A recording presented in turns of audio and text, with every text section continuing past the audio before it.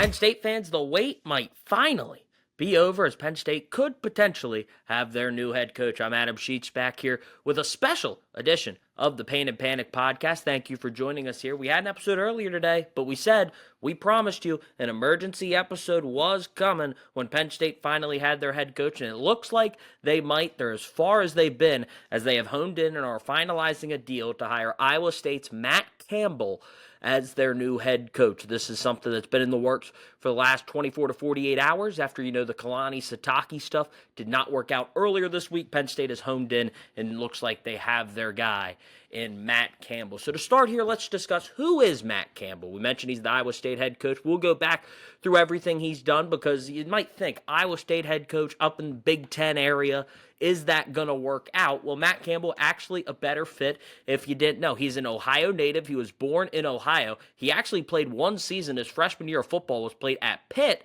so he played in Penn State in the Pennsylvania area. A lot of Penn State fans might not be happy he played at Pitt, but he did play one season there before transferring to Mount Union.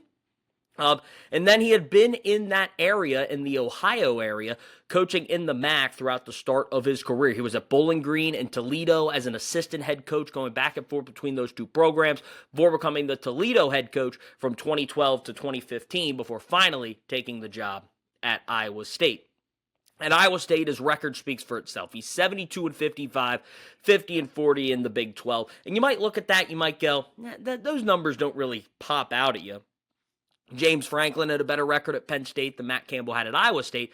But the one thing y'all look at is Iowa State, when he inherited that program, was one of the worst programs in college football, especially in the Power 5 at the time. And he has been able to build that up, and they have been a consistent contender and performer in the Big 12, and it's been a great program. They won the Fiesta Bowl, they won the Pop-Tarts Bowl, and went 11-3 last year, a double-digit win season last season with the 11 wins for the Cyclones. They played in the Big 12 championship game, came up short against Arizona State, but it was a really, really good run for him at Iowa State. If this is the end, again, the deal is getting finalized, but that does mean he hasn't signed on the dotted line yet. And if you're a Penn State fan like myself, that doesn't mean it's over. It means there could be a lot of things that still have to happen here. But he was a great coach at Iowa State, was the best coach in program history.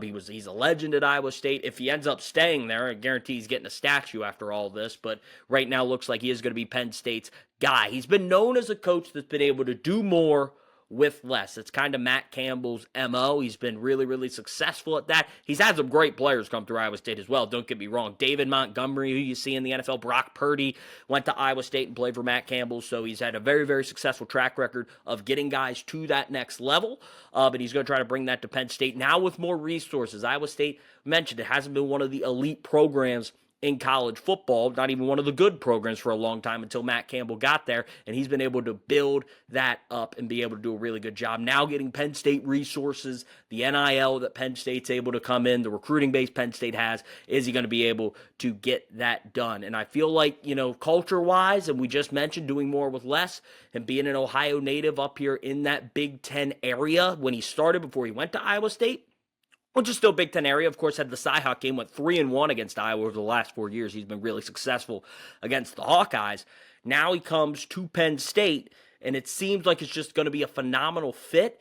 And maybe it will, maybe it won't. Like everyone kind of says, all these coaching searches, anyone who tells you there's a home run hire in college football, you never know until the games are played. You can have a great hire on paper that doesn't work out in execution. You could have a hire that looks horrible on paper that ends up working out really, really well. So we'll see how this works, but seems like a good fit, and it is absolutely the best case scenario for Penn State for where this search has ended up. Pat Kraft has been getting a lot of blame, a lot of flack for how this search has went. Mentioned it was 54 days since James Franklin coached his last game at Penn State before now they land on Matt Campbell. It's been a very long search. They were the last program standing, it seemed like, especially at the major level. But they find a way to get this deal done, it seems like, and bring Matt Campbell in, which is big for Pat Kraft. May save his job. I'm not going to get into the job security of Pat Kraft. Of course, we'll get into everything that happened in this search later, but it feels like a really good fit. Best case scenario for where this team was and where they can go outside of promoting Terry Smith, which is something that seemed like Penn State did not want to do. But let's recap this thing. It has been a crazy over 2 months here for Penn State and how they've been able to do this. So earlier this week, it seemed like Kalani Sitake was going to be the guy for Penn State. The head coach of BYU had been phenomenal with BYU. He's a BYU alum. He's always been in Utah. So there was no doubt he is a phenomenal coach at BYU. But at the same time, you wondered the fit. Same thing we're talking about with, Matt Campbell, what the fit looked like for Kalani Sitake. Well, yeah, kind of hesitant there. He hadn't coached outside of Utah, but Penn State was all in. That was their guy. It seemed like 2 weeks ago they had a handshake agreement that he was going to be the next head coach at Penn State. On Monday, they were trying to finalize things, get it all done, kind of, dot their I's, cross their T's. And then at the last minute, BYU finds out their NIL boosters get in and be like, hey, we want to keep Kalani Sitake. He is beloved at BYU. Actually, outside of being a Penn State fan, if I wasn't a Penn State fan, if I wasn't a Penn State supporter and a Penn State alum, I would have been happy he stayed at BYU too. He's a great fit. I think it's great for college football to have him at BYU, being able to build that program up in the Big 12. So they're able to keep him. Crumble Cookie gets involved. We see all the funny things there. James Franklin, he says it was a coincidence, but they had crumble cookies at their signing day, which kind of feels like a weird shot, but what makes college football great is all this, even though Penn State was on the wrong side of it. But he ends up staying, which was tough. Then, of course, this late push that we had seen over the last few weeks is the Penn State players in that locker room, they wanted Terry Smith to be promoted as the next head coach at Penn State. Seemed like there was a lot of hesitation within, the powers that be, that they didn't really want that. They wanted to go external, which I understand as well. It's hard to fire a guy like James Franklin, pay him ends up just being $9 million, but at the time could have been $49 million to go away, and then say, we're just going to hire from within. It's kind of a weird fit there on how you get that done. So I understand where Penn State's powers that be were coming from, but with the way the timing has went, you miss an entire signing day, which means you got to find a way to field a team next year, which learns out. We're not going to get into the schedule today for Penn State next season, but it is a favorable schedule if they have a team that's able to compete. So we'll see how that works out, but it was definitely a tough situation. Players really pushing for it. Tony Rojas has been really pushing it out in social media. Tony Rojas, the Penn State linebacker who got hurt in the Oregon game, ended up missing the remainder of the season. He really wanted Terry Smith. He said 90% of the team will play for Terry Smith and only Terry Smith. So that made it really tough. We're trying to really pressure the organization to do that. And Penn State held firm, and now looks like they're going to be going in the direction of Matt Campbell and not in the direction of Terry Smith, who is getting head coaching interest. Memphis and UConn have been two programs that are looking at him as a potential fill-in for their head coaching position. So happy for Terry. He's a Penn State alum, and he's done a great job. I think Terry Smith deserves a lot of respect for what he's been able to do with Penn State over these last 6 weeks, getting them to bowl eligibility. I hope he does stay to coach the team in the bowl game. What that they play, so don't know where that'll be. That'll be announced on Sunday, but it's a great job for Terry Smith, but Penn State decides not to do that. And then last night, you didn't think it'd get any crazier with what's been going on with Penn State, the crumble cookie, all this stuff, the players really pushing for stuff, kind of back and forth between the players, the organization. What's the board want? Is Pat Kraft going to get fired? Who's in charge? No one knows what's going on. Then last night, there's leaked audio that comes out from a meeting that Pat Kraft had with some Penn State players before the Rutgers game. They kind of went in to, preach their praise on that they wanted Terry Smith to get the job. They have a full discussion. We learned Pat Kraft is the biggest Oregon hater in the history of college football. He does not like Oregon. He does not like Nike. And Penn State switching to Adidas, so maybe that has something to do with it as well. But it... and there's been a lot of people going back and forth on this, leaked audio with Pat Kraft. He said a lot of good things. I think he said a lot of things that Penn State fans feel and Penn State fans agree with. Now, I will say be careful. He did give about the best teams in the Big Ten a bunch of bulletin board material for when they play Penn State again. He said Michigan's a bunch of cheaters. They're terrible. I'm paraphrasing here. He used a lot more colorful language than I'm using. This was supposed to be a private conversation, so I'm not going to judge him for using some, adult words, but, he definitely was very colorful in his language, but he called Michigan a bunch of frauds. Well, Penn State's got to play Michigan next year, so sure, that'll be up on Sharon Moore's bulletin board, even, outside, and this is an athletic director thing, so you could see it even outside of football with some of the other things that could go on. You also could see, I mentioned he called Oregon. He insulted Eugene, Oregon. He insulted the people of Oregon. He insulted Phil Knight. He called them frauds. He said they'll never win a national championship. A lot of harsh things to be saying about a program that did beat Penn State in a whiteout game and also had been in the college football playoff, and they're going to back-to-back college football playoffs this season after an 11-1 year, and they beat Penn State in the Big Ten championship game last year. So Oregon's been a very successful program. He mentioned Ohio State. There was a question about Brian Hartline. Again, this got leaked yesterday, but this conversation happened before Brian Hartline took the job at South Florida. Some of the players said, well, receivers go to Ohio State because of Brian Hartline. And now it's kind of like, is he going to go? Is he not going to go? But he said, the city has something to do with it because Columbus is a city in Ohio. Does that maybe help? And then it's just the culture Ohio State has. So Pat Kraft had a lot to say. It's a really good listen. Highly recommend to go do it. I think there's a lot of interesting things that are said there. I think a lot of Penn State fans understand it. It's wild that this stuff comes out. I said, boy, I hope there's a documentary made and we get all the behind the scenes of this because it would be must-watch TV for a lot of people because this has just been a great saga that hopefully, as a Penn State fan, is mercifully coming to an end and they'll finally be able to have a new head football coach. But I think the big question here is Matt Campbell, if he officially does sign on the dotted line. Again, it hasn't happened yet, but if he does, what does the roster fallout look like for Penn State? Again, we mentioned Tony Rojas said that we're only playing for Terry Smith. 90% of the roster, we're only playing for Terry Smith at Penn State. So if they all decide at the end of this, hey, I'm done, I'm going somewhere else. Obviously, Virginia Tech is going to be a very suitable place for a lot of these guys. They are Penn State players. They were recruited by James Franklin. James Franklin's not Virginia Tech. He's going to bring a lot of staffers over with him, so maybe they're just going to try to make Penn State a little more south in the ACC and see how that works, but that's going to be a place a lot of people think they might go. So if Penn State, let's say, does lose all the roster, they signed 2 commits on signing day. Hopefully they say, they're 2 4-star recruits, a defensive end and a quarterback, so you'd like to keep them. But where can Penn State go? And the question is, what can Matt Campbell bring with him to Penn State? So looking at what Matt Campbell was able to do, obviously, can he flip a recruiting class? Guys get out of their national letters of intent, then sign with Penn State. Iowa State signed the 50th ranked class nationally in the country. Not great, obviously, Penn State standards. It's not where you want to be. Iowa State standards, though, with what Iowa State has, it's not a bad recruiting class. So do you take some of those guys? They had 1 4-star and 21 3-stars, I believe, is how that broke out for them, according to 247 Sports.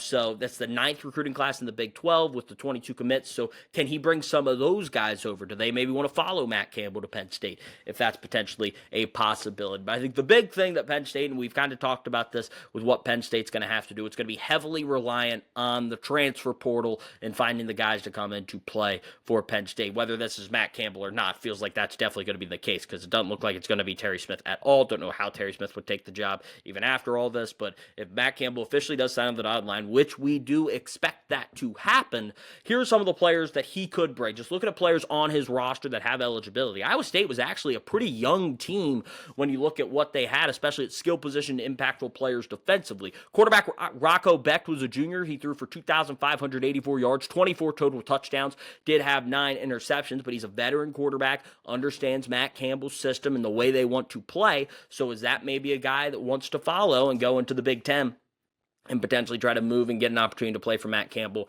once again? Running back Carson Hansen, another junior, was their leading rusher, had 952 rushing yards and 6 touchdowns this year for the Cyclones. Does he want to come? Abu Sama III, another junior running back who rushed for 732 yards and 5 touchdowns. Penn State has a very good track record of running backs. Obviously, that's going to change with the new coaching staff. You got to kind of rebuild things. But, you had Katron Allen and Nicholas Singleton. Maybe you think, people watch Penn State football. They play in a lot of big games. They play USC next year. They play Michigan next year. Want to go there, have a chance to potentially boost your draft stock to go to the NFL. And as we mentioned, Matt Campbell's been phenomenal with running backs. Had David Montgomery and Breece Hall that both played for Iowa State. Brett Eskildsen, sorry for the pronunciation if I got that wrong. Don't know all the pronunciations for Iowa State. Haven't been able to burn all their 22. Went 8-4 this year, though, so it was another successful season. They're going to a bowl game for the Cyclones. But the sophomore receiver, he was their leading receiver with 526 yards and 5 touchdowns. Chase Sewell, a junior receiver, had 500 yards and 1 touchdown. Their tight end, Benjamin Brahmer, who's also a junior, had 446 yards and 6 touchdowns. So there's some offensive skill position players that Penn State could attack, try to bring them with. along with going nationally. I don't think this is just going to be, let's bring Iowa State, let's put a Penn State helmet on them, and let's let them go play in the Big Ten. Let's try to build this roster. I think Matt Campbell will do that. He does a phenomenal job. He has a great culture. It's one thing you always hear about Matt Campbell, the culture he has. There's been a lot of people, Josh Pate, so shout out to Josh Pate, who runs the Josh Pate College Football Show, one of the most popular college football podcasts. Shout out to him. He's been on this a lot. He was their first guy. He said, I'd call Matt Campbell. He'd be my number one pick for the Penn State job. And now they might be getting that done, which is huge for Penn State. Now, what do? He always said, a lot of people will take less to go play in that culture with Matt Campbell. So that's very good to see. Let's see if Matt Campbell's able to do that with Penn State now with a little more money to be able to throw at guys. Might be able to build a really successful roster really quickly at Penn State. On the defensive side, Marcus Neal Jr., their defensive back, he's a sophomore. He led the team in tackles with 77 tackles, also had 2 interceptions, which tied for the team lead. Cooper Ebel, who's another junior, he had 77 tackles, and another defensive back, Jamison Patton, was tied for the lead, a junior, with 2 interceptions. So, I'm not saying these guys are absolutely surefire going to come to Penn State. They're just possibilities that Penn State could explore and maybe try to get a deal done. But this is really good news for Penn State. It was getting very concerning to a lot of Penn State fans, me included, that they did not have a coach. You miss signing day. It's hard to rebuild that. Makes next year really tough, kind of giving a pass to whoever ends up with the job. Sounds like it's going to be Matt Campbell, but really good job by Pat Kraft. I do got to give him some respect here. I've been hard on him. With the way this coaching search went, I've been very skeptical on how things were going, but you got to give respect is due. He saved this at the last hour to get a guy that can fill the shoes Penn State is looking to fill. It's very, very important. Now, it's all about the product on the field. Can Matt Campbell get the job done at Penn State? That's to be determined. I laugh every time people go, home run hire, home run hire. People thought Brian Kelly was going to be a home run hire at LSU. Didn't work out. Sure, people were skeptical about just promoting Marcus Freeman. That's looked really good at Notre Dame. There's always skeptics and there's always people that slam the table that say it's a great hire. So you never know until you get on the field and see how things go. Matt Campbell, he's a football first guy. He's an X's and O's guy. I think that's something Penn State's wanted. James Franklin was more of a organizational guy, kind of recruiter, players coach. Matt Campbell is a true X's and O's football guy, so it should be great to see how he feels at Penn State. I think once he gets to Penn State, I think the fans will really embrace him. I think they'll understand what he's trying to do, and I think a lot of people really like seeing Matt Campbell with some Penn State stuff. Again, the deal is not done yet. Wanted to get ahead of this, though. Wanted to talk about this because we've been begging to post this emergency pod for Penn State hiring a head coach, and seems like the deal is close to being done, and Penn State will be targeting Matt Campbell as their next head coach. Again, please leave a like, subscribe to the channel if you can. We really do appreciate it. Go check out the NFL video Chris and I posted earlier today. We recapped the Lions and Cowboys game from last night. I've also previewed the NFL week ahead. It was a lot of fun. We had a lot of fun talk. We'll be back on Sunday night. We'll record, post on Monday morning once again for another NFL recap. We'll probably talk about this a little bit as well. Hopefully the deal will be finalized at that point, and Penn State will officially have Matt Campbell on campus as their next head coach. So thank you for listening. We really do appreciate it. Again, leave a like, subscribe to the channel, and we will see you next time.